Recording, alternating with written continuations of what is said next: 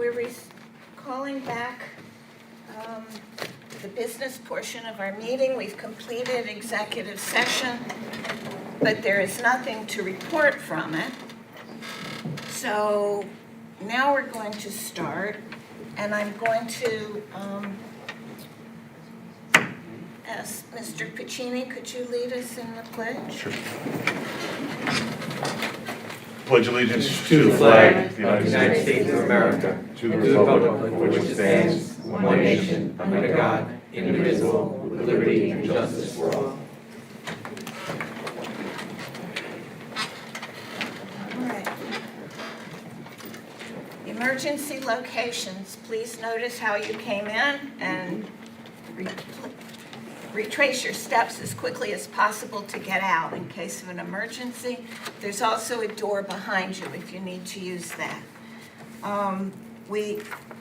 This is a smoke-free school district. Smoking is not permitted in the building or anywhere on any school grounds.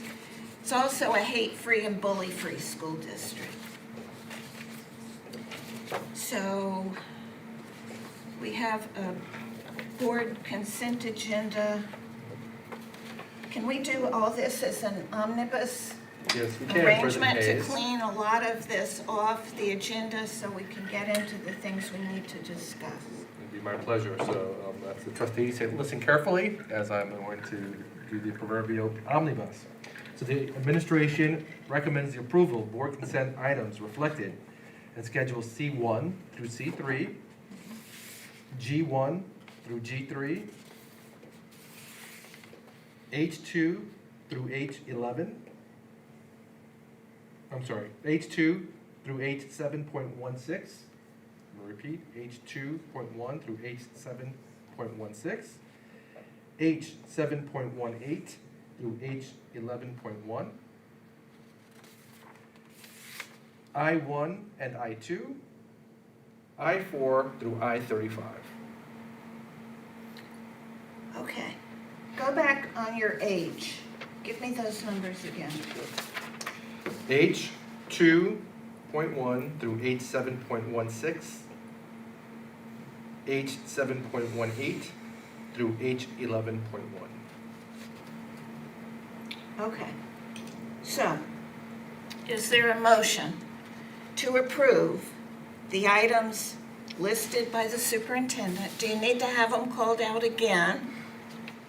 Everybody has those? All items recommended by the superintendent in this omnibus motion. Is there a motion to approve those? Motion to approve. Trustee Ross? Trustee Felice is the second. Any questions or discussion about the omnibus items? Seeing none, all in favor? It's unanimously approved. Before we move on, I just want to congratulate Kristen Fair-Thompson, who's just been appointed as our Director of Humanities. I think she's going to do fantastic things for the district and propel the district forward. So, welcome aboard. Thank you. So, I'm going to move on, before we get to the resolution, I'm going to move on to, the administration recommends the approval of business item I3. I3. Is there a motion to approve business item I3? A motion by Vice President DeLillo, second by Trustee Felicetta. Any questions or discussion? Seeing none, all in favor? We have 6 in favor. Any opposed? Any abstentions? 1 abstention. And also, we have Yep, I H. have one more. Got one more, right? So the administration recommends the approval of personnel changes reflected in H7.17. H7.17. Is there a motion to approve that? Motion to approve. A motion to approve by Trustee Ross, second by... Motion to approve, I'll second. second by Trustee Piccini. All in favor?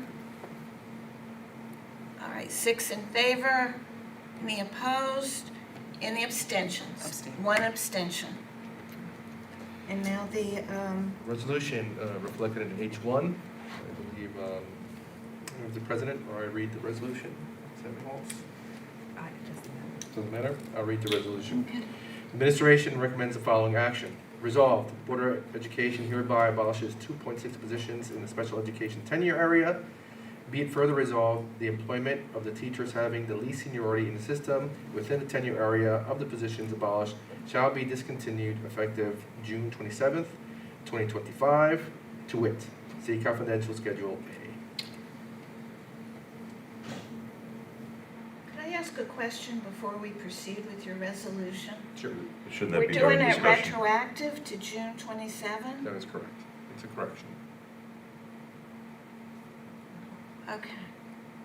So this had been already approved, but with a different day? Yes, it has to do with the resignation of an employee and how that employee was rehired or replaced. All right. So the only change from what had been decided before is that date? Yeah, well, there's no additional accessing or loss of staff in this resolution at all. All right. So we have the resolution. Is there a motion to approve the resolution? Do I hear a motion? Trustee? Go ahead. Felicetta? A motion and second? Second by Vice President DeLillo. Questions, discussion? All in favor? I think it's unanimously approved. Okay. So now you get to go back and do the things, communications and announcements?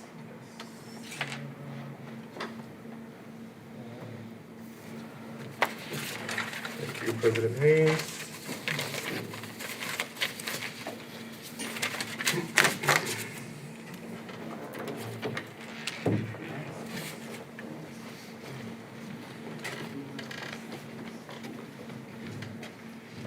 Welcome, everybody. It's my pleasure to provide my first superintendent's report of the new school year. So I want to say Happy New Year. I also want to congratulate our new trustees, Trustee Calderon, Trustee Ross, and Trustee Felicetta. Welcome to the team. Looking forward to accomplishing great things together.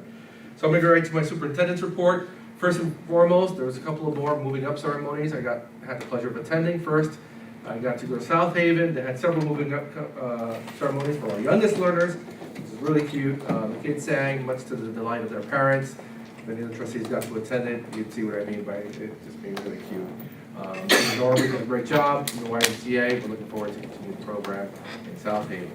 I also got to go to Kramer Kingdom for their moving up ceremony, which is just as adorable. I love seeing the looks of pride and fulfillment, and the looks, and especially the kids, more so the parents and family members who attend. So I just want to give a big shout out to Principal Clark and the Kramer staff for putting on a great moving up ceremony. Not to be outdone, Frank P. Long had not just one, but 3 different moving up ceremonies. We were able to actually host the first in our courtyard because the weather permitted. The reason there's 3 moving up ceremonies is because the class is so large. We are contemplating moving into an auditorium, so we can have 1 moving up ceremony for everybody. This just worked out just fine. Day 1 was outside. Our students sang for their parents, much to the delight of their parents. We did it again, but we moved the celebration indoors for day 2. And then on day 3, we had to stay indoors because of the rain. Our 3rd day also included our dual language kids who were moving out from middle school, so we got to hear some of the presentation in both English and Spanish, which was pretty cool. Moving on to some of the older kids, Bellport Middle School had their moving up ceremony. I just want to congratulate the class of actually 2029. Sounds very futuristic. I'm sure they're going to do fantastic at the high school. Nice ceremony, a lot of kids moving up, so a big shout out to the middle school staff for everything they've done to help these kids along the way. Moving on to our high school seniors, I'm glad I made the decision not to cancel our senior walk. If you recall, that was the day of the extreme heat. I think the temperature hit 100 degrees, but the event was optional, and it's something I did not want to take away from our class of 2025. They thoroughly enjoyed it, and because of a civics project, we actually visited the middle school as well. This was something that was proposed by our high school students, and we made it happen. And finally, in the bottom right-hand corner, there's a picture of some young learners. This young man gets so excited every time he sees me because his name is also Santana. So he always asks to see my ID, and he says, "See, Santana, I'm Santana too." So, but a great day. It was great to see the looks of joy and excitement on our young learners, because it's just a great thing to model for the young kids. So it's an event I love, and I'm glad we stuck it through. Like I said, our seniors in class of 2025 were so enthusiastic about it, and such good spirits despite the warm temperatures. We went on, and they had a lot of swagger. Our 2025 prom, I stayed a little over an hour, only because it was fun. And I have to give compliments to our seniors. They're just a great class. There's another school district that will remain unnamed that got banned from flower fields because of some of the behaviors exhibited by their seniors. But our students were just fantastic. And I have another slide, because I took a lot of pictures. But they were really dancing. That's another thing I found really remarkable, is almost all of them were just in the middle of that dance floor dancing together. So it was great to see and great to experience. So there's a lot of love in the air, and I'm really happy of their accomplishments, and I was happy to celebrate with them for their prom, which of course culminated the next day in our commencement ceremony. The weather was pretty much perfect. It was cool. It was a little overcast for our fireworks. So a big shout out to all of our students, our valedictorian, our salutatorian, and our essayist for fantastic speeches, and of course our ex officio, Laura McGregor, the past president, who did a fantastic speech as well. So kudos to the high school staff, our facilities department, our custodians, everybody that makes our commencement happen. It really was a smooth sort of ceremony and a happy one. So really proud of those students. Finally, I want to talk a little bit about Parent Square, and I'm going to keep this brief because in terms of the platform, I don't know much about it, but I want to go over some of the highlights of the platform. So we basically condensed 5 different platforms we're using to communicate with parents: Blackboard Connect, Remind, and some others, to this one platform that's going to do everything for us. Parents have gotten an email, a robocall, sort of instructing them how to proceed. It's both an app that you can put on your phone that's accessible to parents and students. But the highlights are basically the auto translation.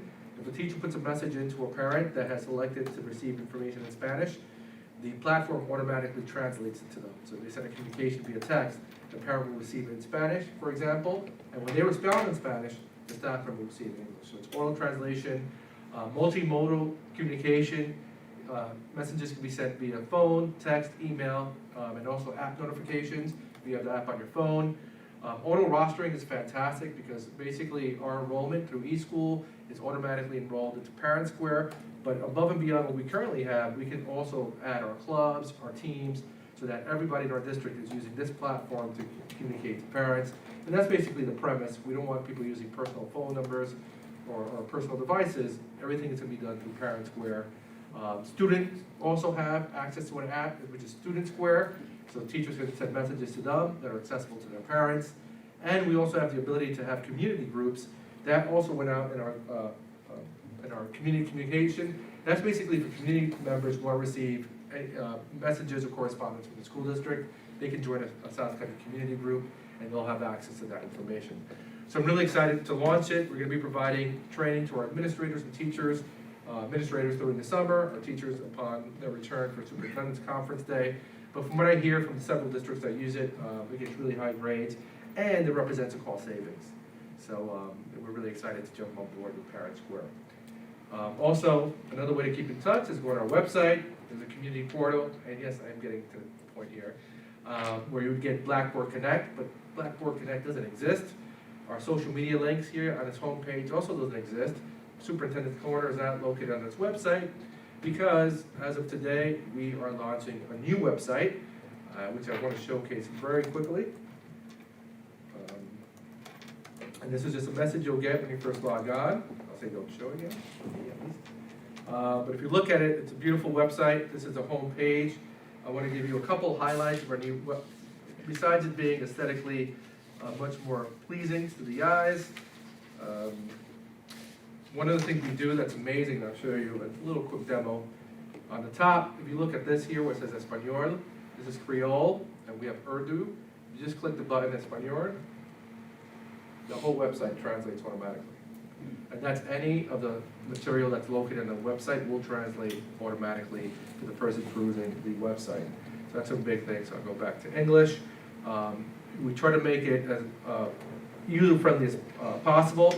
So again, the translations occur at every sort of page. The I want to drop-down menu is what our committee, and there's a committee of teachers, of things, like the most popular things parents or community members are looking for, say the school lunch menus, enroll my child, view budget information, et cetera, et cetera. They have access to the calendar. And this menu is pretty consistent for all the departments. But I just want to highlight real quickly, if you go to schools, select Gulfport High School. Open up, you get the same message saying the website is new. This drone footage, courtesy of Rodney O'Neill, I have to give him a shout out. He did the drone footage for all of our buildings. When we scroll down, I have quick links and contact information. All these quick links for Parent Square that I just talked about, the calendars. Edgenuity is a platform kids use to do credit recovery. In some cases, home instruction, student portal, parent portal. Beneath that, we'll have the weekly schedule, and then news of events. So will be located right beneath that. Anytime you click on the logo, it takes you back to the district homepage, which also has our mission, vision statement that's taken from our new strategic plan, which will be launched to the public at our August 27th meeting. This goes over some of our goals, which is operations. You can read more about that, news and events. So again, it can go on and on showing it off, but I think it's a lot more user-friendly aesthetically. I think it looks greater. And the one thing that actually, let me just pick another school. Go back here. Is each of the schools, we go to Brookhaven.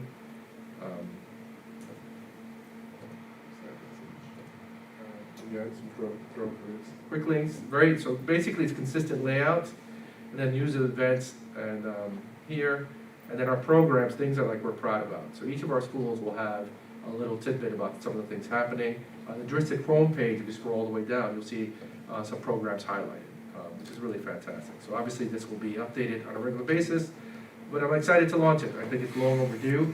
I want to give a shout out to Ms. Earl from Brookhaven. She's a tech aide who helped out. Crystal Albrecht, of course, the Director of Technology, who made this happen in a short window, 2 years from scratch, starting this process, gathering all the information, uploading all the information, transferring it over, and also kind of looking at, the community's input on what they wanted.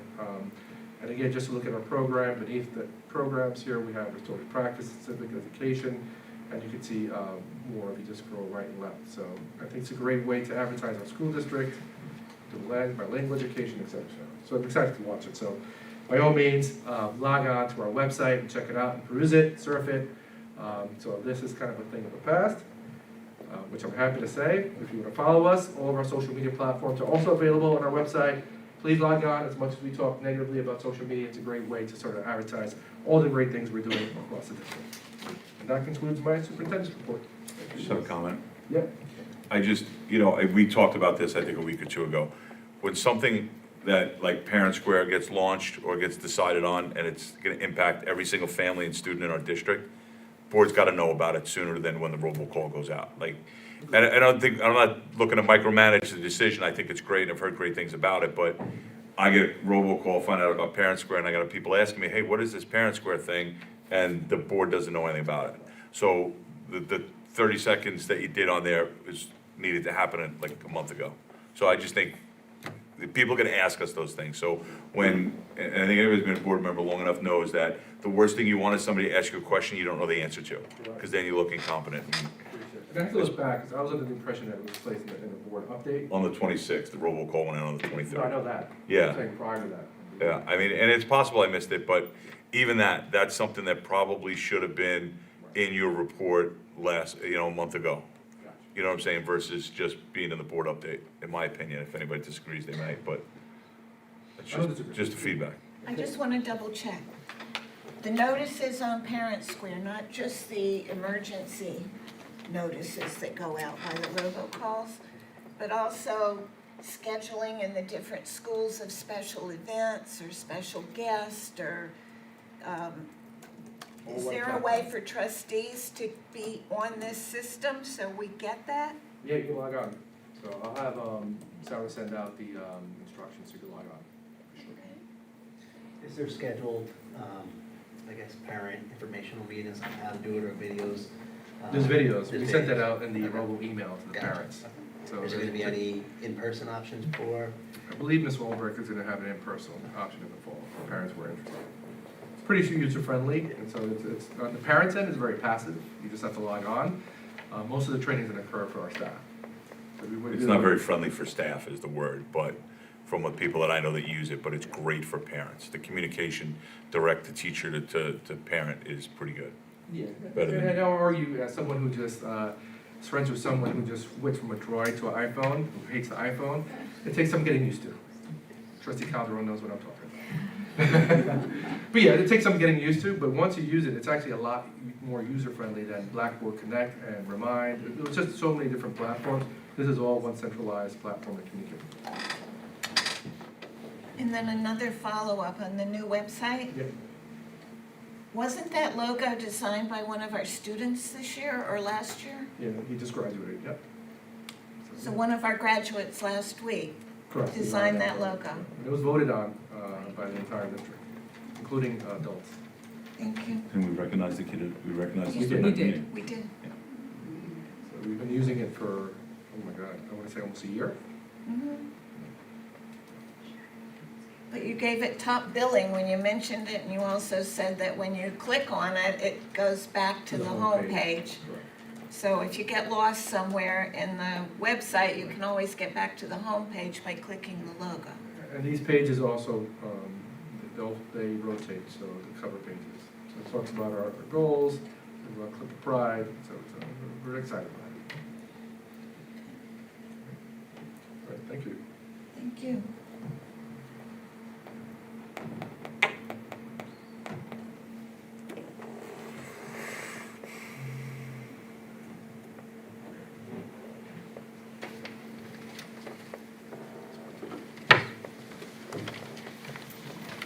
So we now have trustee and advisory committee reports. Let's start with previously existing trustees. So Vice President DeLillo, could you lead off? Sure. I just want to say congratulations to all the graduates in all the different schools, they're moving up. The ceremonies I attended were really well-run, and the pre-K kids really are that cute in their caps and gowns. And that's about it. Trustee Puccini? Nothing for me. Trustee Felice? Sure. As Superintendent Santana pointed out, I did attend all but Vern Crit's moving up ceremonies. That was the only school I didn't get to this time around. But yeah, just as wonderful as he pointed out, this year's graduation was no exception. It was also, just another terrific event. The rain held off just like he promised. It was a little iffy there for a while, but it did hold off, and the kids were really, really proud, and they had every right to be. Yeah, it went off without a hitch. It was, we did end up having a very good event. So I was really proud to be there. The band sounded great. It's really nice to have live music at a graduation event. So job well done. Job well done. I want to congratulate our new board members and welcome them aboard. It's going to be a good year. We have a lot to do, and I'm looking forward to working together with everyone. I want to congratulate both President Hayes and Vice President DeLillo. Looking forward to working together, and looking forward to a good school year. Trustee Calderon? Sure. Happy to be here. Congratulations to President Hayes, Vice President Debbie DeLillo. I had the pleasure of attending the graduation with my colleagues, Trustee Felicetta and Trustee Ross. It was beautiful. There were some tears that were shed. The speeches were amazing. It was just really great to be a part of that. Just happy to be here. Thank you. Thank you for the feedback. Trustee Felicetta? Sure. Again, like Erica said, and graduation was exciting. It was a full circle moment. 22 years ago, I crossed that same stage, and I saw Lauren McGregor giving her speech, and I gave that same speech. Hers was better than mine 22 years ago. But it was a moment that kind of brought me back to somewhere I haven't been in a long time. So it was a pleasure to see, and hopefully many more to come. trustee Ross?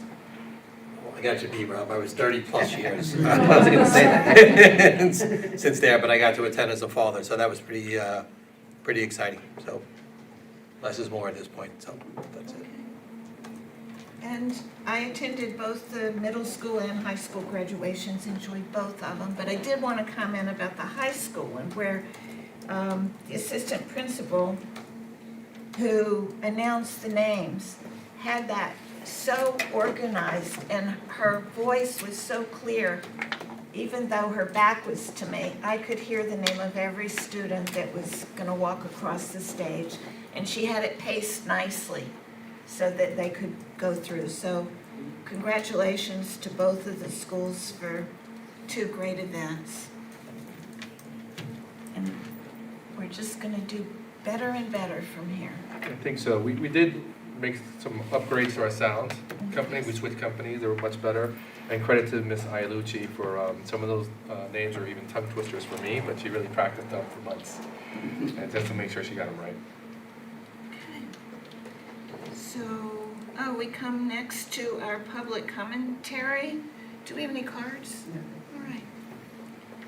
Items for discussion. Do you want to lead off? Sure, so we're going to discuss our board advisory committees. I provided a schedule for the board for the upcoming school year. The idea is to hopefully assign 2 trustees to each of the respective committees. Those committees include our strategic planning.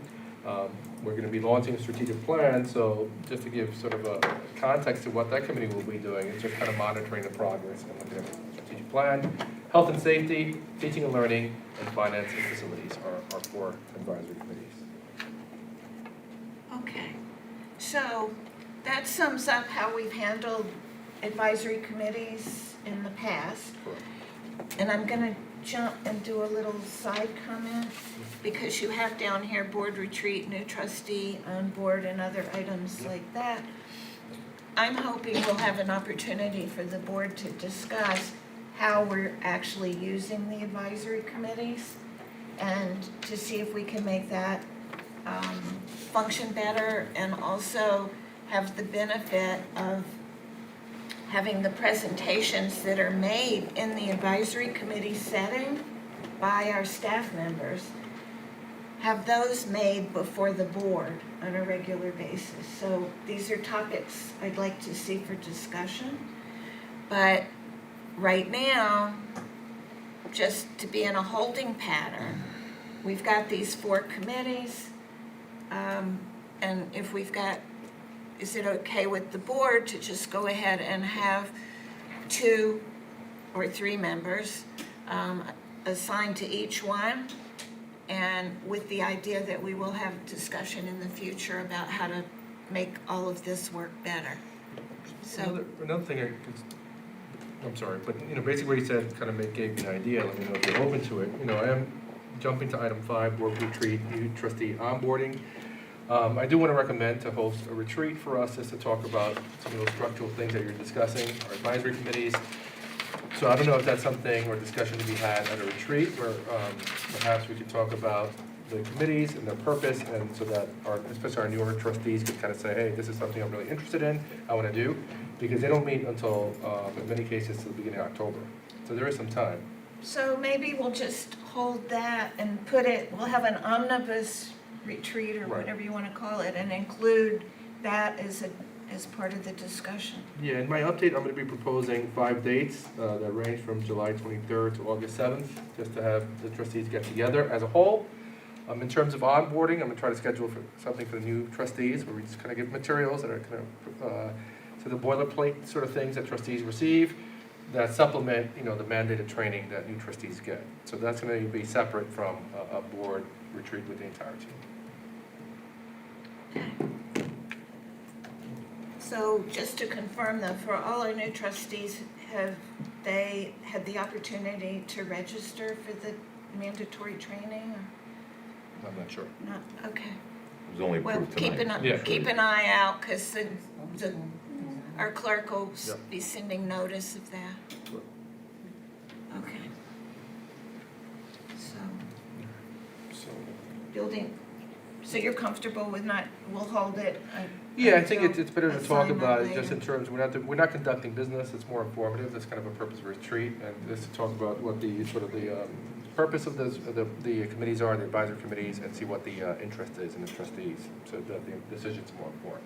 I think that might be a better way to do it, but we've got 3 new Right. trustees, so they can get a sense of what has been done in the committees in the past, and maybe some ways that it can be improved. Right. Okay. Moving on to the second discussion item, the building liaisons. So we typically assign a trustee to each of the buildings. My recommendation is to attend a PTA meeting, because it gives access to the trustees, to the parent base, and the overall school community. There are 7 buildings in our district, if we include the pre-K center, and there are 7 trustees. So it kind of works out. So I don't know, President Hayes, how you want to go about it. People just want to kind of volunteer. I can go over the assignments for the year that just ended. Ms. Hayes, Trustee Hayes was the liaison to Bellport Middle School. Trustee Felice, Frank P. Long. Brookhaven was Trustee DeLillo. And Trustee Puccini was Fritz. Okay.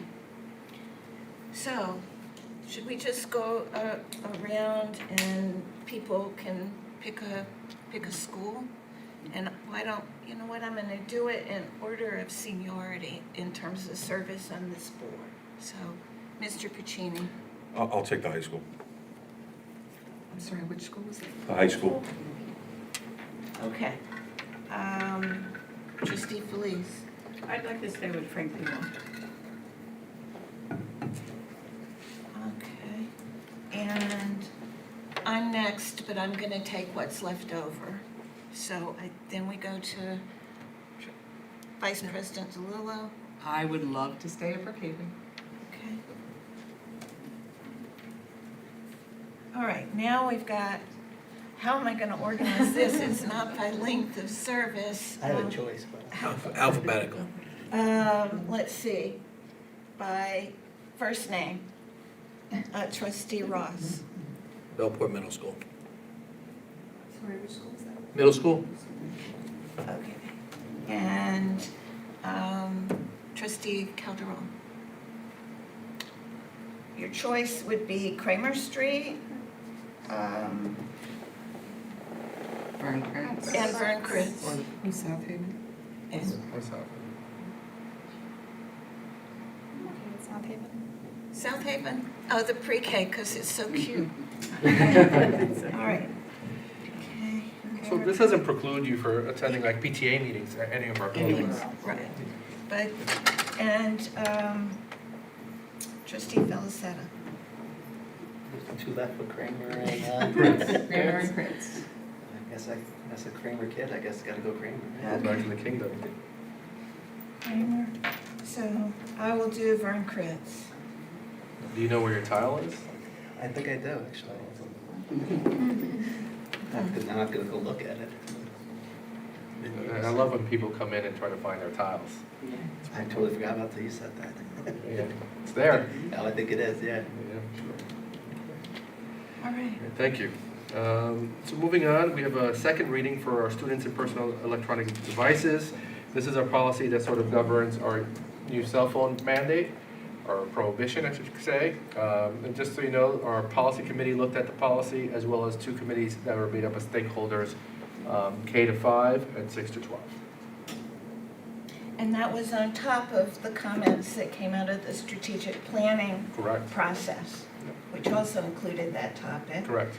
On top of the comments we get at the network, which are community-based organizations that work with our students in other areas, and And so the policy is very broad. You know, the next steps over the summer is to really look at practices and protocols. So those are the next steps. But this is just the broad. To summarize it for the trustees, obviously, kids bell to bell, students aren't to be in possession of cell phones. And what I mean by that is they're not supposed to be out. For K to 5, we're asking that they're not be brought to school, and this includes any internet-enabled device, including Apple Watches, etc. There are exceptions for K to 5, for example. We have students who are walkers, who walk unsupervised. We'll make an accommodation for them. It just means they'll have to store it away in the school building, and it's got to be out of sight. 6 to 12, they have to store their cell phones in their locker, which is going to be new to kids because number one, they're pretty much addicted to their phones, but number two, students these days don't use lockers. So it's going to be something new. And they won't have access to the lockers throughout the school day. So once it goes in upon arrival, and then you pick it up upon dismissal. So it's going to be a very big social experiment. In terms of enforcement, kids who are seen in possession of a cell phone where it's visible to staff, they're going to be asked or escorted down to the main office, where it will be stored in a secure location to be given back to the student at the end of the day. If there are multiple occurrences, we may ask the parent to come in and pick up the cell phone. But we don't want to turn this into something that's punitive or it's going to create conflict. But again, my concern is it is a social experiment, and it's going to be hard for kids to part ways with their cell phones. The one silver lining I see is the feedback I've gotten from superintendents and districts who've implemented a cell phone ban already, is that students generally like the ban in the end.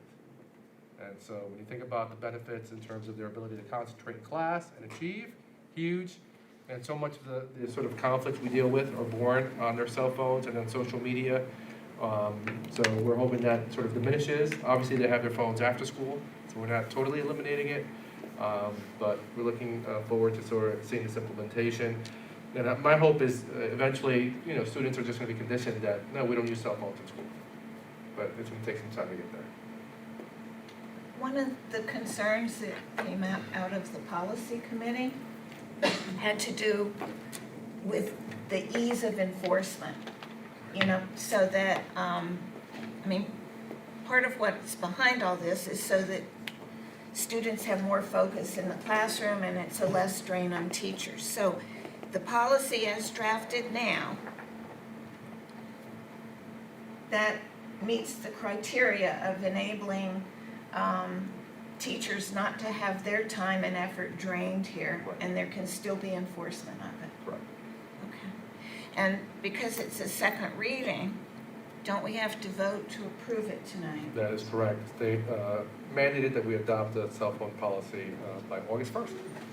Okay. So, are you presenting that to us? Do you? Yes, the administration recommends the adoption of policy 5695, students and personal electric devices. All right. Who wants to make this motion? Okay, Vice President DeLillo, and I'll a second by Trustee Calderon. Any other questions or discussion? I got one just quick question. In the policy, it says that administration would be taking phones in. Is there any account for devices that are then accused to be broken in possession of administration? Because I've personally experienced that on multiple occasions. Oh, yeah. So it's, I know they claim that as soon as they hand it in, you crack the screen, or are we prepared for? so that's, what we're going to do is have a little form that the kid will fill out. So this is why we're going to escort them to they're going to turn the phone in to the main office. And I don't know if they do this in William Floyd, but during Regents testing, we put their cell phones in these little envelopes, and you get a ticket. It's almost like a coat check ticket. Yeah, same. That's gonna be the process. So they're gonna take it down themselves. They either sign off that there's no damage, or that the screen is cracked. Gotcha. Because that's one of the things that we thought about is liability. If we take possession of the phone, then we're liable. But if you also read in the policy, it says we're not liable for because they're not supposed to be there anyway. It's considered contraband. Will they also be signing when they retrieve it, Yep. that they're getting it back in the same condition it was in Yes. when they delivered it? Okay. And I don't know It's gonna be interesting. if council Secretary needs to look John's at gonna the be- language about these Hardest things. job in building.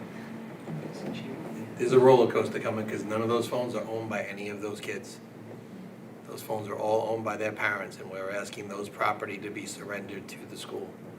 So that's gonna be battle number 2. We have We a should have state brought it in the ban. first place, though, so as far as I'm concerned, then if that's the battle, then the battle becomes, you're not allowed to bring them in, leave them home.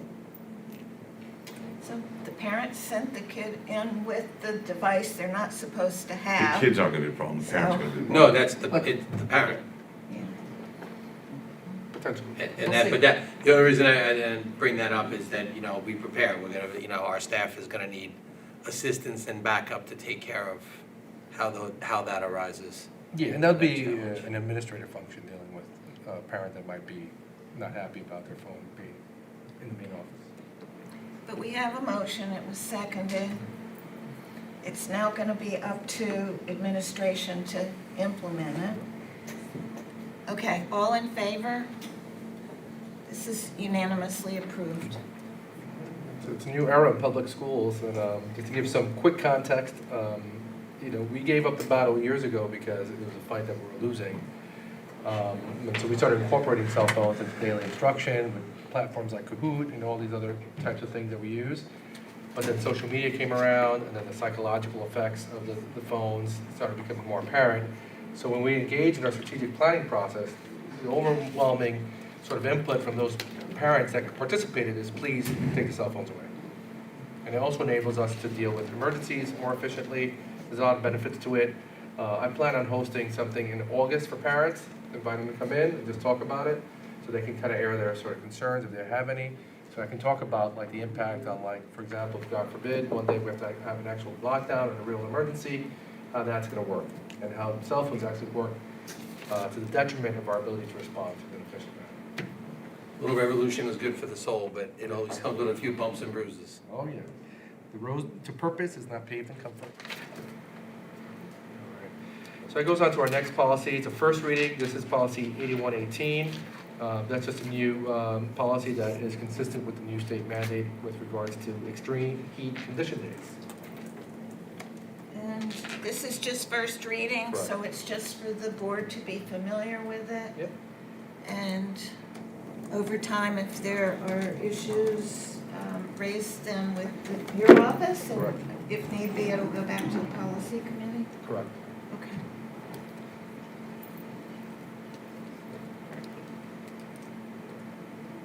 So we don't have to do anything else No, on unless that there's any one? questions. So now we're back to board retreat or Yeah. onboarding or. Yeah, so. our And my meeting. update, which will be tomorrow, not Thursday, I'm gonna propose 5 different dates. I can also do a doodle poll, which is easy, internet, that way people select which is the most convenient. Separately to the 3 new trustees, we'll propose some dates to get together, just to give you materials and go over some procedural things. Okay.